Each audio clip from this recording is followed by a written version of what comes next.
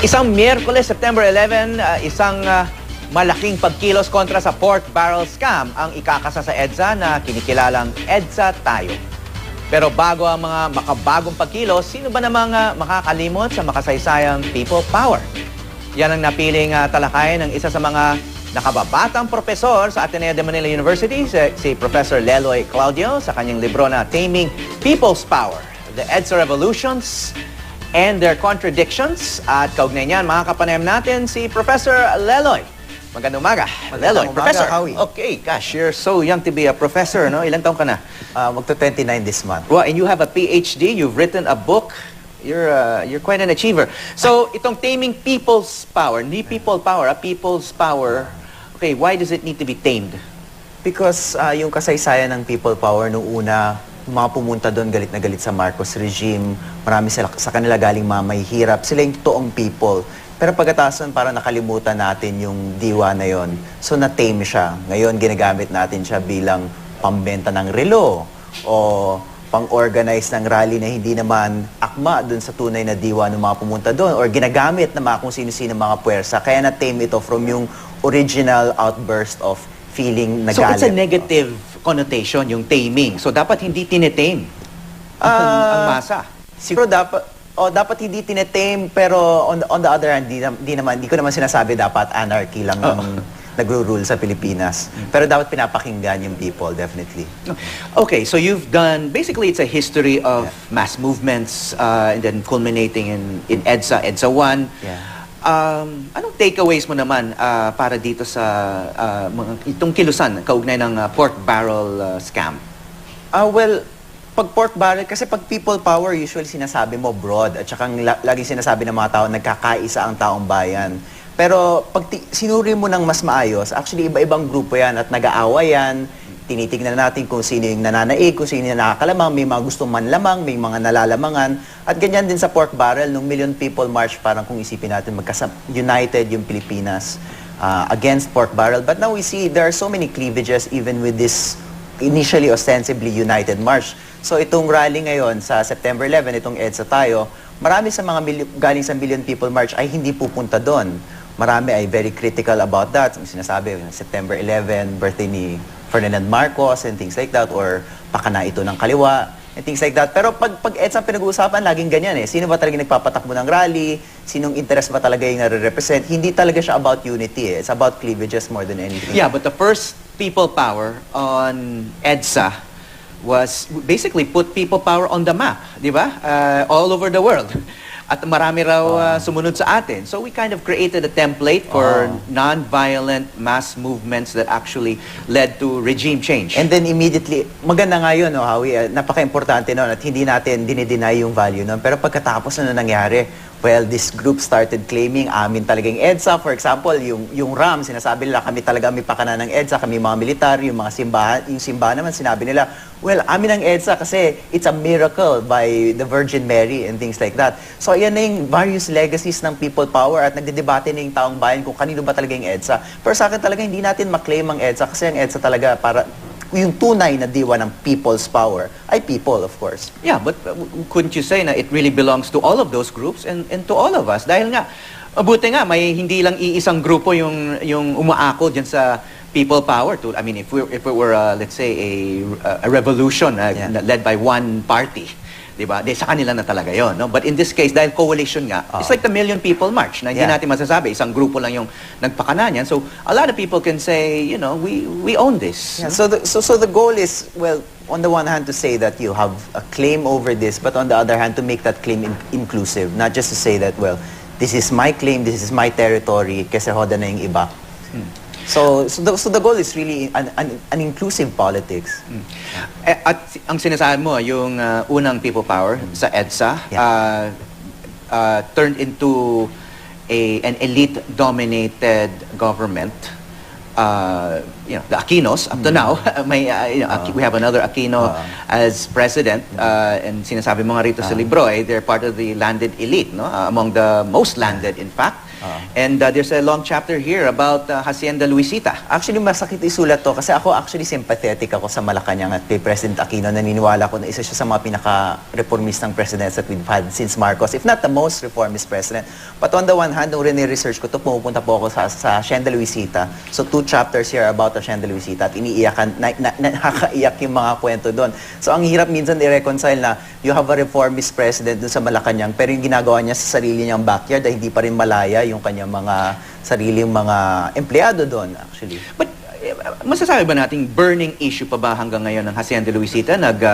Nagpasya na ang Supreme Court at mukhang hindi naman tinututulan ni Pangulong Aquino yung pasya ng Supreme Court, may redistribution na ng lupa? Ang nangyayari po ngayon, Howie, is yung singil ng pamilya Cuangco kasi meron nga pong just compensation, di ba? Meron pa rin konting debate ukol dun sa singil. At kung ang pamilya Cuangco ang masusunod, halos mababankrupt ang ating Department of Agrarian Reform on the Hacienda Luisita case only. So, maari nga mangyari ang land redistribution sa Hacienda Luisita, but it might happen at the expense of crippling the entire agrarian reform program dahil napakalaki ng singil doon. So, hindi pa siya tapos at hanggat hindi pa nakukuha naman magsasakay yung kanilang mga titulo, sa akin medyo ongoing saga pa rin ang Hacienda Luisita. Okay, balikan natin itong pork barrel, which is on the minds of a lot of people, no?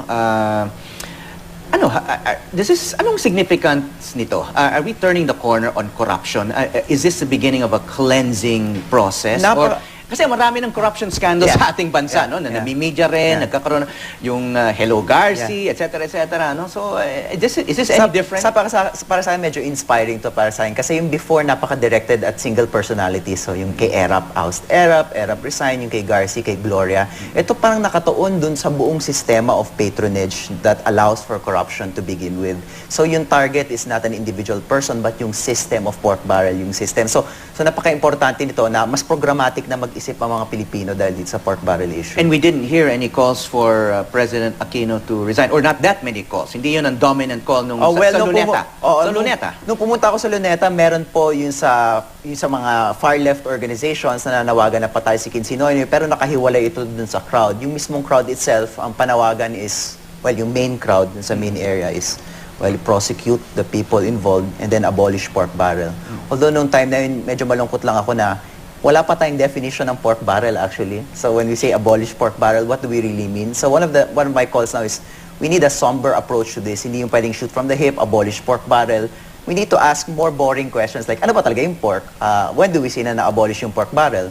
Tsaka siguro, aralin din yung budgeting process. It's actually a teaching moment. It's a teaching moment. Like, you know, a lot of people are complaining about yung policy ni President Noynoy na pork barrel pa rin yun. How why do you say it's still pork barrel, di ba? Aralin mo kung ano yung mga elements yun, bakit siya pork barrel. Or an issue like presidential pork. Sa akin, pag-isipan natin, is there really such a thing as presidential pork? Because sa akin, part of the definition of pork is that nasa legislative siya. Yeah, and the executive really is in charge of implementation, spending money. Tsaka ano yun petty cash yun kahit yung mga sekretary natin sa mga opisina natin may petty cash, siguro naman yung presidente dapat may petty cash. Kailangan siguro ng accountability. But he really needs, siguro he needs some money to do things.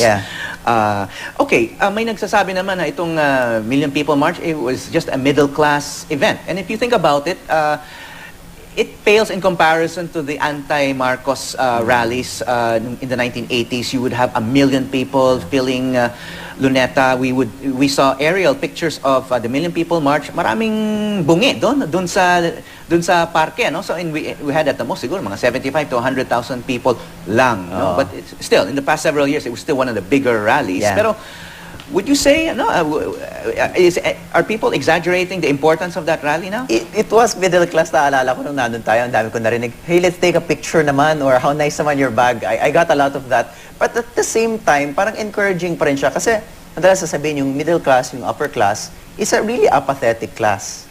Madalas yun yung criticism sa kanila. So wag natin pulaan porket middle class. In fact, yung middle class na speaking has a lot of power. Tatandaan natin na nung lumabas sila sa EDSA na tanggal si Erap, nung lumabas sila sa People Power na tanggal si Marcos, of course may support from the lower classes. But you know, one thing that we should consider is that was just the beginning. So tuloy-tuloy pa dapat ito at maganda na yung conversation is still ongoing and dapat Okay. nga teaching moment. Okay, as a student of political change, political processes, and history, where do you think this will all lead?